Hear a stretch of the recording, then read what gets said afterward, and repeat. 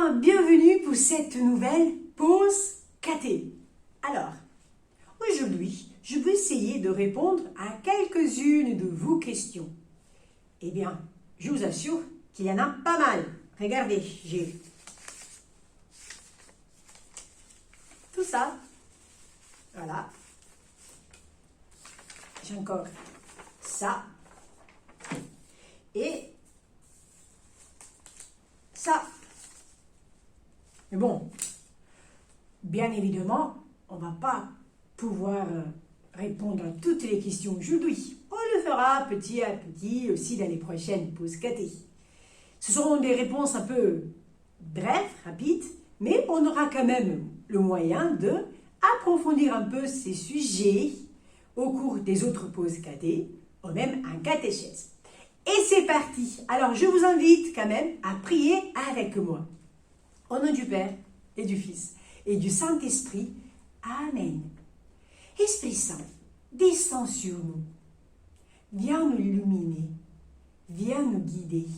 Sois notre ami, notre maître, notre conseiller. Au nom du Père et du Fils et du Saint-Esprit. Amen.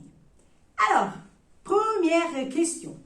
Pourquoi est-il important de se faire baptiser? Alors, les enfants, on avait parlé du baptême, on avait dit que déjà c'est un sacrement, c'est un signe par lequel Dieu, il nous garantit sa présence dans notre vie et le baptême, c'est le premier de ces signes. Par le baptême, nous entrons dans la vie du Christ. Alors, il est très important de se faire baptiser parce que par le baptême, nous devenons chrétiens. Nous devenons enfants de Dieu, amis de Jésus.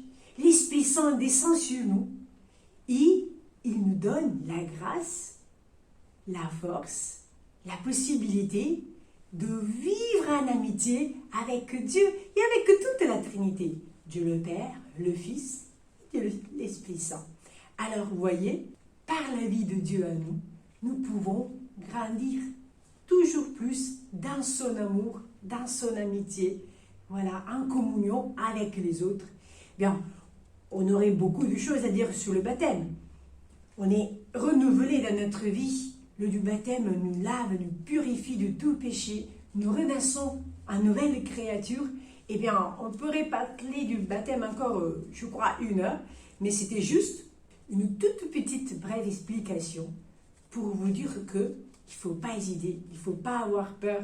Laissez-vous baptiser, rentrez dans la vie du Christ et vivez un enfant de lumière en essayant de vivre un peu, d'imiter un peu la vie de Jésus sur cette terre, en aimant les autres, en les accueillant.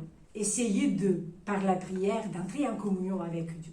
Bon, bref, première question. J'espère que ce soit un petit peu plus clair pour vous. Autre petite question. Alors, pourquoi Jésus est-il important? Jésus, il est important parce qu'il est le Fils de Dieu, Dieu lui-même. Vous voyez, Jésus n'est pas un homme comme les autres, comme ceux que vous rencontrez d'habitude, même s'ils sont des gens bien, aimables, qui vous font du bien. Eh bien, Jésus, il est Dieu lui-même. Et il est le chemin, la vérité et la vie pour arriver à Dieu. Ceux qui voient Jésus, ceux qui aiment Jésus, eh bien, ils ont la certitude d'aimer Dieu, d'arriver à Dieu, d'être un jour au paradis avec lui.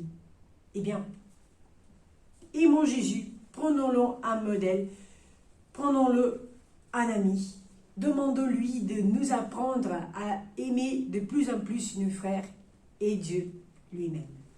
Autre petite question. Est-ce que pour être prêtre, on doit faire les 7 sacrements? Alors, c'est parti. Pour être prêtre, il faut avoir reçu au moins 5 des 7 sacrements, voilà, que vous connaissez. Alors, bien sûr, bien évidemment, les 3 premiers, que ce sont les sacrements de l'initiation chrétienne. Du coup, il faut que le prêtre soit baptisé, voilà, qu'il soit rentré dans la vie de Dieu, qu'il fasse partie justement de la famille des chrétiens. Puis sa confirmation, eh bien l'Esprit Saint vient confirmer le don du baptême, vient le remplir de sa force, de sa joie pour bien accomplir sa mission. Puis sa communion, ben, il a sûrement reçu sa première communion, ça veut dire qu'il se nourrit en plus régulièrement du Christ, de Jésus lui-même, et c'est de Jésus qui prend la force, voilà, pour avancer dans la vie de tous les jours avec bonne volonté, amour, dédication. Et puis, eh bien, il a reçu, il s'est déjà confessé, voilà, le sacrement de la pénitence, le sacrement que nous réconcilie avec Dieu. Et puis, eh bien, s'il est prêtre, c'est qu'il a été ordonné. Voilà, il a reçu le sacrement de l'ordre.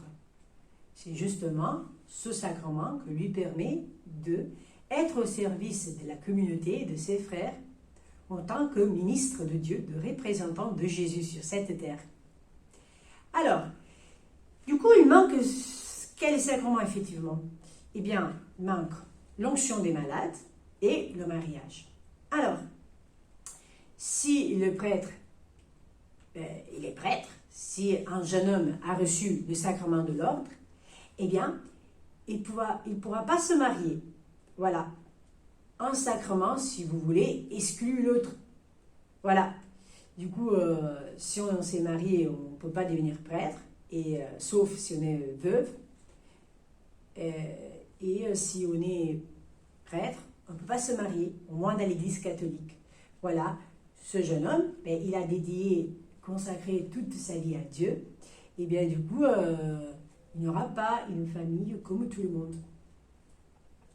Alors, par rapport au sacrement des malades, eh bien, il n'est pas obligatoire pour devenir prêtre. Ça veut dire qu'il ne faut pas le recevoir avant de devenir prêtre. Mais c'est un sacrement que, peut-être, que ce jeune prêtre, ce prêtre, pourra recevoir au cours de sa vie. L'onction des malades, c'est un sacrement pour la guérison. Alors, pour le réconfort des malades.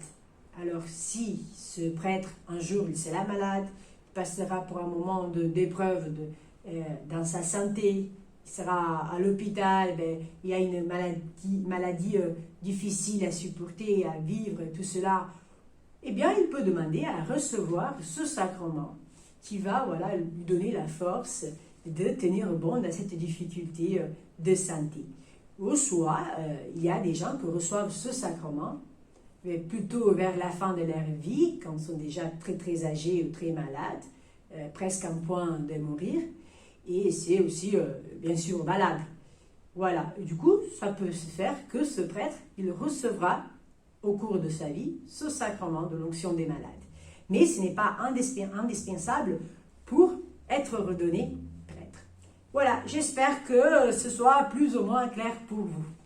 Eh bien les enfants, je ne sais pas combien de temps j'ai mis pour répondre à vos questions. En tout cas, je crois que pour aujourd'hui, c'est bon. Si vous avez encore des questions, n'hésitez pas à nous écrire. Vous pouvez nous envoyer un mail à mapausekt@gmail.com.